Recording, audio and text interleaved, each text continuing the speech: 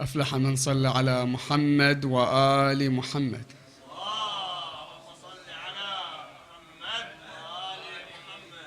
أعوذ بالله من الشيطان الرجيم. بسم الله الرحمن الرحيم. رب اشرح لي صدري ويسر لي أمري واحلل عقدة من لساني يفقه قولي. Amma ba'd, respected scholars, elders, brothers and sisters, Assalamu alaikum wa rahmatullahi wa barakatuh. Inshallah, tonight as we celebrate the birth anniversary of our beloved lady Sayeddah Zaynab alayhi afdal as-salati was-salam, this woman that embodies the manifestation of patience, the manifestation of mannerism, the manifestation of that which she showed in Karbala, and we realized the morals that are installed in such a lady.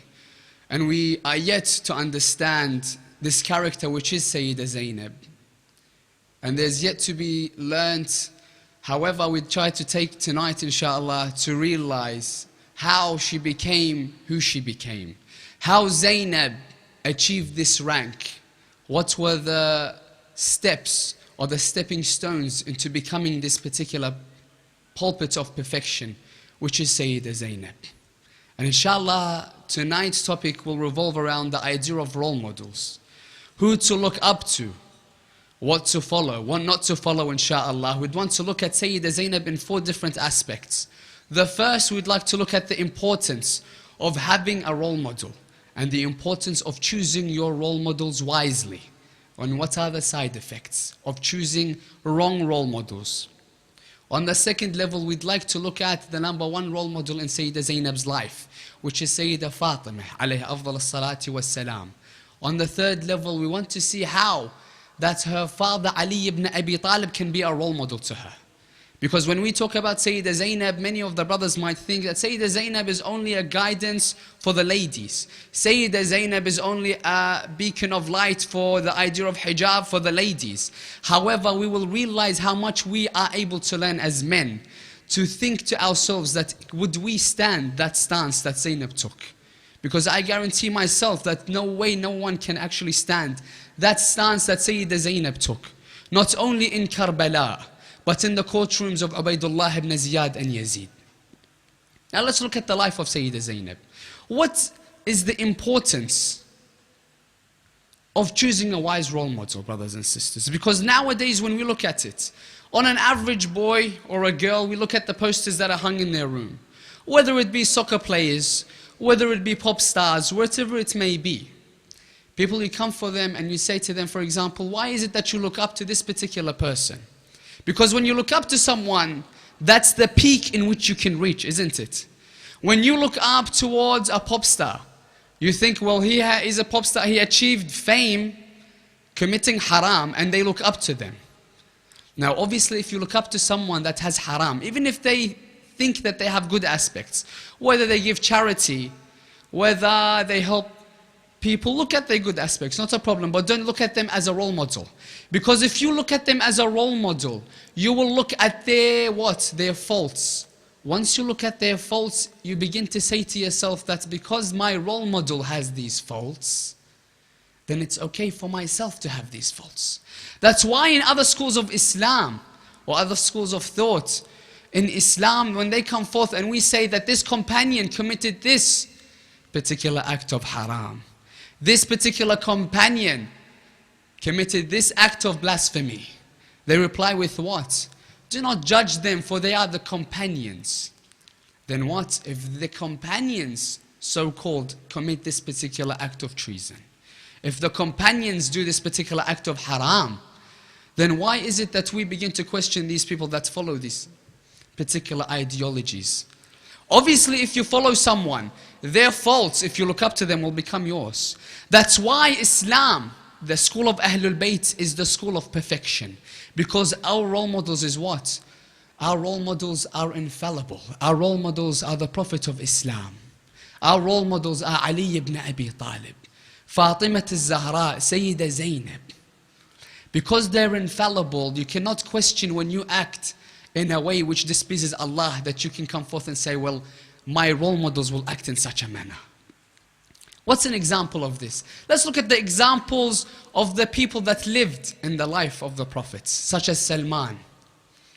Let's look at what degree Salman reached, brothers and sisters. When Salman, the prophet of Islam, what does he state? And we all know the hadith in which the prophet states, Salmanun minna. We don't call him Salman al-Farisi. The prophet says what? He says, say Salman al-Muhammadi, because Salman is one of us, Ahlul Bayt. In another narration he says what? He says, Salman Luqman hadhihi al-ummah. And then he says to one of the companions, if only you knew what is in the heart of Salman, you would call him an infidel. You will try and go and kill him. Because what? Because you cannot comprehend the level in which Salman has reached, because he has been in the footsteps of Ahlul Bayt. When Abu Dhar goes to the Prophet and he says what? He says, O Prophet of Islam, why are there ranks amongst the Sahaba? And how can I achieve a greater rank than what I have now? What is the reply of the Prophet? He says, go outside and look at what Salman is doing. Look at the actions of Salman, and then you will realize why there are levels between the Sahaba and how you may attain such a high level. He goes outside. Abu Dhar looks, he sees Ali ibn Abi Talib. Ali ibn Abi Talib comes past. Who does he see after him? He says Salman. But Salman is walking in a manner which he finds very weird at the time. He sees Salman walking very awkwardly. When Salman comes towards Abu Dhar, he begins to ask him. He says, Abu Dhar, what is it? He says, Salman, what are you doing? Why are you walking in this awkward manner? He says, do you see the floor? He says, yes. He says, what do you see? He says, I see traces of the remains of where Ali ibn Abi Talib left his footprints. He says, exactly. He says, what are you doing? He says, I am tracing wherever Ali ibn Abi Talib put his right foot, I would place mine. Wherever Ali ibn Abi Talib would place his left foot, I would place mine. Sallu ala Muhammad wa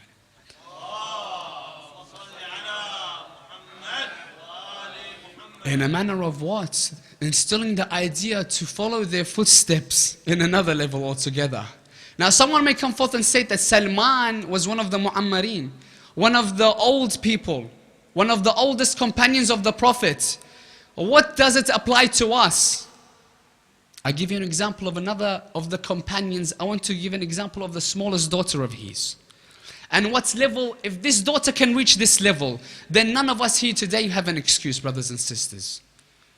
Now this I have said on many occasions, but inshallah I'd repeat this to understand the idea of such a young age, yet they can learn so much. A companion of Ali ibn Abi Talib in the Khilafah of Muawiyah at the time. Muawiyah, what does he do to gain followers? He used to put honey at the doorsteps of the companions of Ali ibn Abi Talib to try to get them towards the side of Muawiyah. And not any honey, brothers and sisters, because at the state of famine that the companions of Ali ibn Abi Talib were in, you can imagine that honey was hard to come by. Imagine honey that had saffron inside, brothers and sisters. This young girl, the narration says, did not even go over the 6th year. She's not even 6 years of age. She opens the door and she finds this jar of honey that had saffron inside. So she opens it and she begins to taste. She takes one finger and she tastes this particular honey. And she says, oh my goodness, what's a beautiful taste. Then the father sees it. Look at the connection with the father and the daughter. What does he tell the daughter? He says, daughter, do you know who this honey is from? The daughter replies, no, father, I do not. He begins to say, this honey is from Muawiyah. What does this daughter do? Look at this aspect, brothers and sisters, because it is much deeper than we begin to realize on the first level. This daughter begins to put her finger to the end of her mouth until she begins to vomit that which she just ate.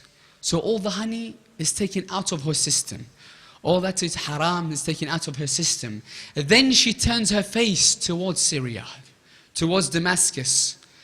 And she says these two lines, brothers and sisters. I want you to realize these two lines. And if you speak Arabic, you will analyze these lines in depth, brothers and sisters.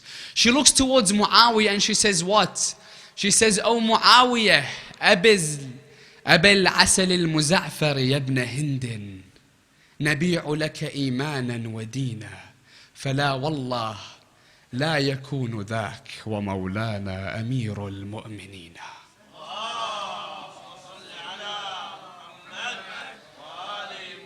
This 6-year-old girl looks towards Muawiyah and says, is it with honey that we give up our allegiance towards Imam Ali? She says, not a shadow of doubt, there is no way when our Mawla is Ali ibn Abi Talib. Not a manner. This is 6 years of age, brothers and sisters. 6 years. So no one can say at an old age that we cannot have role models. And no one can say at a young age we cannot have role models. And the role models are those people that what? That allow us to create our character. And an analogy that's given, a father and son have an argument and a debate. The father tells the son, he says, oh son, he says, what do you want to achieve? Who do you want to be like when you grow older? Now this father was a pious man. He'd reached very high ranks within the education system and religious perspectives. So the son looks at his father, what does he say? He says, oh father, when I grow up, I would love it if I was to be like you. The father says what? He looks at him and smiles. He says, surely my son, you will never reach my rank. Now the son's thinking to himself, why is it that my father is saying this? He says, why is it that I can never attain your rank, O father? He says, oh my son, when I wanted to follow someone, I followed Ali ibn Abi Talib.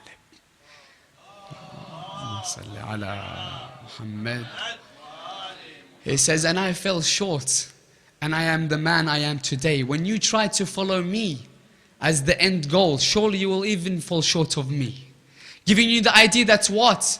That when you have role models, make sure you aim for the highest star in the galaxy. You aim for the Prophet of Islam. You aim for Ali ibn Abi Talib. You aim for Fatima al-Zahra. The highest of the high. Because if you fall short, brothers and sisters, imagine what you will become if you have them as role models. Let's look at the role models of Sayyidah Zaynab. The second point for tonight.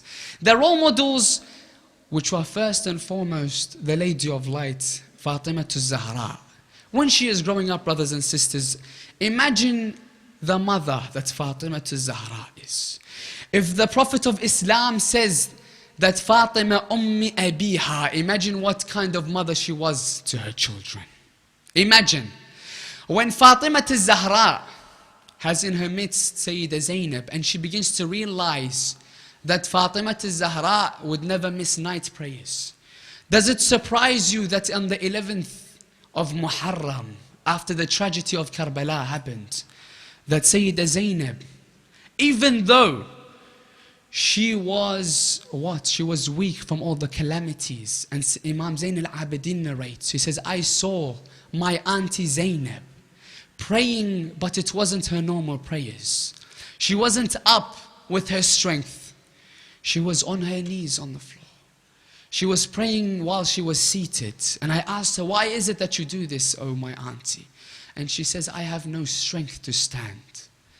She has no strength to stand, brothers and sisters. Yet what? We see that which her mother instilled in her, the night prayers, is continued. That's the effect of her mother on her. And another narration, when the Prophet of Islam goes towards Fatima al-Zahra, and I want you to really concentrate in this particular narration because it takes the idea and the concept of hijab to an entirely new perspective. If you want to look at this particular idea of hijab, your whole concept will be blown out of the window, because I want you to realize the wording of Fatima al-Zahra. The Prophet of Islam comes towards the house of Fatima and he knocks the door. The Prophet of Islam knocks the door. But people, a couple of years after, but that's for another night, inshallah, brothers and sisters. The Prophet knocks the door and he says, oh Fatima, do you permit me to enter your premises? She says, oh father, this is your house. Of course you may enter. He says, Ana wa man ma'i. He says, me and that who is with me. She says, who is with you, O father? He says, Abdullah ibn Maktoum, which was a blind man. A blind man. Keep this in mind. Abdullah was a blind man. She says, no, father, await me, and I will return and I will allow you to enter. So she goes and she wears the full attire, the full hijab. She comes and then she sits in the corner of the room and she says, oh father, you may enter. Rasulullah sallallahu alayhi wa alihi wa sallam enters with Abdullah ibn Maktoum. What happens then? He leaves and then he asks Fatima. He says, oh Fatima, he is a blind man. Why is it that you wear the full attire? Look at the reply of Fatima al-Zahra. This is why you will realize when we talk about modesty, when we talk about hijab, when we talk about the height of mannerisms, Sayyidah Zaynab is mentioned. Look at the reply of Fatima. Fatima al-Zahra replies by saying what? She says, Father, even though he is a blind man, he cannot see me, but I can still see him. The level of comfort that I have when I am not wearing hijab and a man is in the room. Secondly, I am wearing hijab. He is a blind man. Can he not smell me? Look at the reply of Fatima al-Zahra. Sallu ala Muhammad wa ali Muhammad.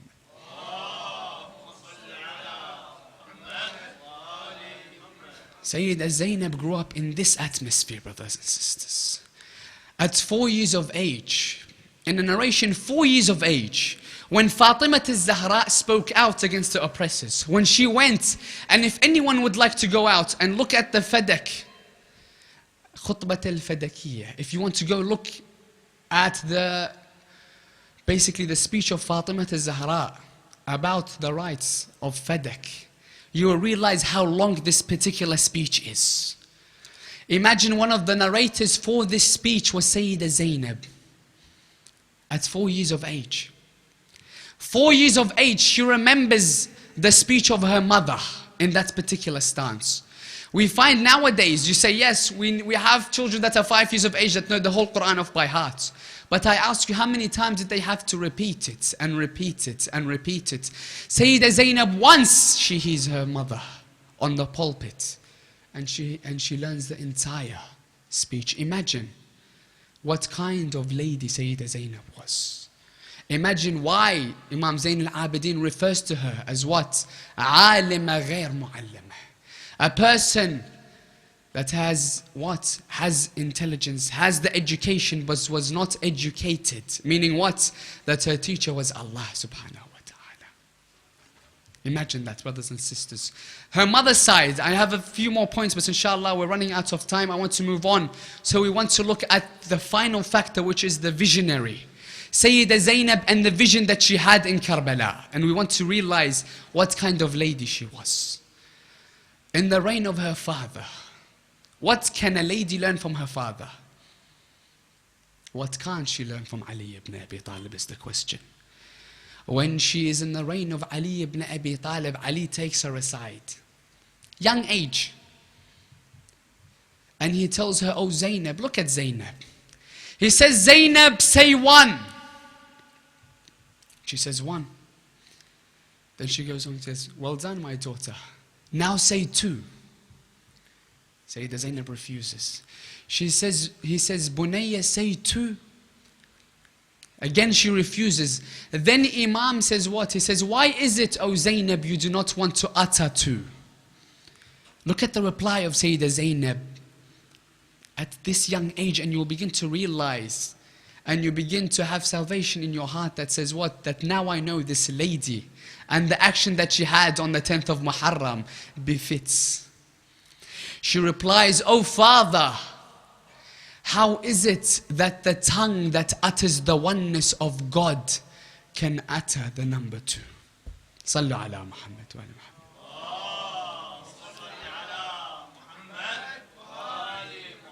Sayyidah Zaynab, at a young age, عالمة غير معلمة. Imam Ali alayhi afdal salati was salam. I want to give you an analogy and an example of how much her shadow was sacred to the Hawashim, to the Fatimiyat, that her bare shadow was so sacred. And why Imam Sahib al-Asr wa Zaman until today, we realize that he says, لَأَبْكِيَنَّ عَلَيْكَ بَدَلَ الدُّمُوعِ دَمًا. Imam Ali alayhi afdal salatu was salam, when he used to go out of the house at night, he would have Hassan and Hussein on either side of Zaynab, him in front, and Abu Fadl al-Abbas behind. So that's what? So no one can see her shadow. Not her figure, her shadow. The candle that was lit with Ali ibn Abi Talib, he would extinguish it in case they see her shadow. When Sayyidah Zaynab, in a poem that's written, inshallah, all those that are Arabic speaking can relate to this poem. It is quite famous when she talks to the guide of the caravan. When they were going back towards Kufa, she begins to tell him of the upbringing of Ali ibn Abi Talib. She says to the guide of the caravan, she says, Ya Hadi, شسولف لك يا حادي الضعن يوم الجنت بالكوفة وابوي على البشر سلطان بيامه المعروفة من يجبل علينا العيد تحب الوادم جفوفه ويقولوا له نسانة تريد تعايد زينب بهالعيد تحب منها الجدم والإيد منك نطلب الرخصة يا علي وابويا الفحل ما يرضى نساهم يعايدني خافا للزلم يرحن ويحشن من يشوفني. She's telling him what's in this particular line of poetry. She says, "O guides, shall I tell you of the times of my father Ali? The times in which the people in the day of Eid would come towards him as Khalifa and beg him, after kissing his hands, may our woman go and see Sayyidah Zaynab. To say Eid Mubarak, to congratulate her on this event, and Ali ibn Abi Talib would not allow it. Why? Why would he not allow it? He says, I am afraid that the woman would come and see your figure, would see the attributes that you have, and they go towards their gatherings, and they will release that which they know about your attributes." Imagine Ali ibn Abi Talib. Sayyidah Zaynab had such a high status in Ali ibn Abi Talib's eyes and in the family of the Prophet that when Al-Ash'ath ibn Qais came to propose to Sayyidah Zaynab, this, when I came across this particular narration, it absolutely struck me, because Ali ibn Abi Talib's reply was one that I've never heard on the pulpits. When Al-Ash'ath ibn Qais comes towards Ali ibn Abi Talib, he says, "Oh Ali, I would like to ask for your daughter's hand in marriage." Look at the reply of Ali ibn Abi Talib. He says, لَقَدْ جَرَّأَكَ ibn Abi Quhafa. He says, surely, Ibn Abi Quhafa, referring to Abu Bakr, he says, surely he has equipped you with the audacity to come and ask for my daughter's hand. He says, أعلم فإنها ليس من الفواطم ولا الطالبين إنها فخر المخدرات وعقيلة الطالبين. Then he goes on to say what? He says, وإن ذكرتها على لسانك لقطعته. Ali ibn Abi Talib saying to Al-Ash'ath ibn Qais, if you but utter her name on your tongue, I will cut it for you. Imagine the position of Sayyidah Zaynab. Imagine, because of this reply of Ali ibn Abi Talib, what kind of position Sayyidah Zaynab holds. I want to leave it with you. There's no need for explanation further. When Ali ibn Abi Talib says the line in which I will cut this tongue of yours, O Ash'ath ibn Qais, if you but utter her name on your tongue. Imagine. Now moving on, let's see what this installed. The combination of Fatima al-Zahra and Ali ibn Abi Talib made this particular person, which is Sayyidah Zaynab. And an ending note, inshallah. I want to make you realize the visionary, which is Sayyidah Zaynab. And I end on this note, brothers and sisters, because when we have the sons, which are Imam Hassan and Imam Hussein, because someone may come forth and state that some of the sons of Ali ibn Abi Talib also had this position. I want to take you back towards Siffin. When Ali ibn Abi Talib gives the banner towards Muhammad ibn al-Hanafiyyah, one of his sons, he says, take the banner and go towards the battlefield. And Siffin was a vicious war, brothers and sisters. Lasted for many months. Muhammad ibn al-Hanafiyyah goes towards the battlefield. He sees the arrows. The narration says, as if it was raining. And he comes back. He says, oh Ali, I cannot. Oh father, I cannot. He says, go again, oh son. He goes, then he hesitates, then he comes back. Ali ibn Abi Talib takes the banner off him. He says, what? He says, فِيكَ عِرْقٌ مِّنْ أُمِّكَ. He says, you have a gene from your mother. This fee that you have is not from me. He gives it to Imam Hassan alayhi afdal salati wassalam, and he says, go towards the battlefield. Without hesitation, he goes towards the battlefield. And the narration says it's as if he was a lion on the battlefield. Ali ibn Abi Talib says what? He says that's the difference between the sons and daughters of Fatima al-Zahra and the rest. Sallu ala Muhammad wa alim.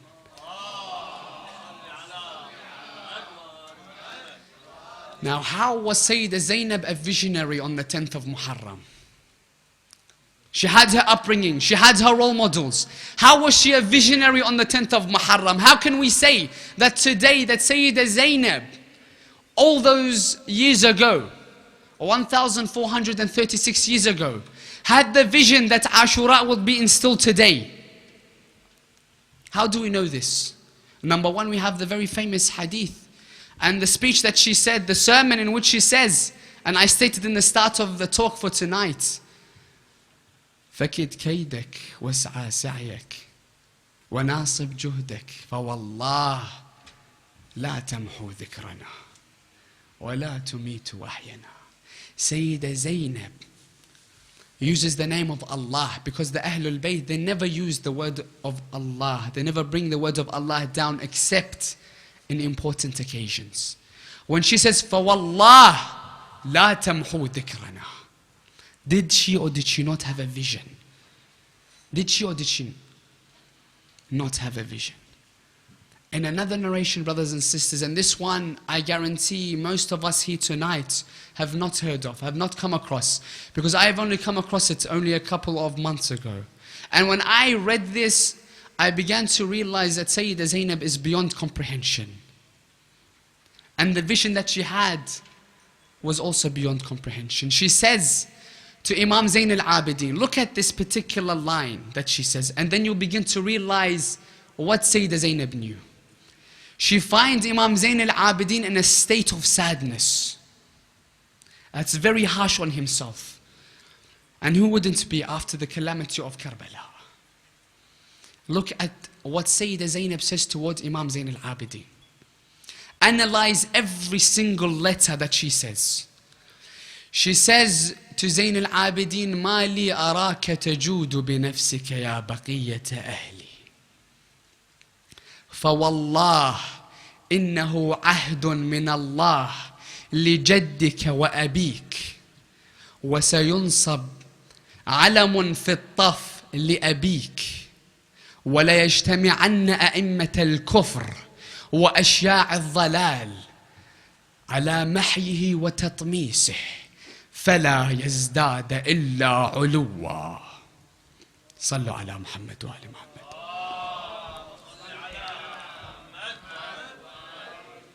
Sayyidah Zaynab states to Imam Zayn al-Abidin, she says, why is it that I see you in this particular state? Oh, that which has remained of my household. Know for sure that this is a covenant between Allah, your father, and your grandfather. And there will be a flag that will be installed for your father Hussein in Karbala, that the tyrants will come together and try to erase and eradicate. However, know for certain that it will not be eradicated, rather it will only elevate in rank. Imagine that, brothers and sisters. This is Sayyidah Zaynab. Inshallah, I've gone over my time. I thank you for your patience, But I want to end in this particular factor, in which saying that we can take Sayyidah Zaynab and put it into our lives here today, whether it be male, whether it be female. Whether it be female, look at Zaynab's hijab. Look at Zaynab's sabr. Look at Zaynab's mannerisms. Look at her sacrifice. And also for the men, look at Sayyidah Zaynab's patience. Look at her morals. Look at the religion that she showed. Even on the 11th of Muharram, she still prays. Not just the wajib, but the mustahab prayers. Look at the relation she had with her brother, with her mother, with her father. Let's try to put Sayyidah Zaynab into our lives from today, brothers and sisters. And inshallah, we can make a dua all together, inshallah, for Imam Sahib al-Asri wa Zaman. And end on this note, brothers and sisters. So all together, inshallah. أعوذ بالله من الشيطان الرجيم. بسم الله الرحمن الرحيم. أمن يجيب المضطر إذا دعا ويكشف السوء. أمن يجيب المضطر أمن يجيب المضطر إذا دعا ويكشف السوء. أمن يجيب المضطر إذا دعا ويكشف السوء. Ya Allah, بحق محمد وآل Muhammad, may Allah subhanahu wa ta'ala make mercy on the souls that have passed, inshaAllah, those that are deceased, and may Allah have mercy on us for the days to come and write us amongst the soldiers of Imam Sahib al-Asri wa Zaman, and resurrect us of the muwalin to Ali ibn Abi Talib ببركة سورة الفاتحة تسبقها الصلاة على محمد وآل محمد.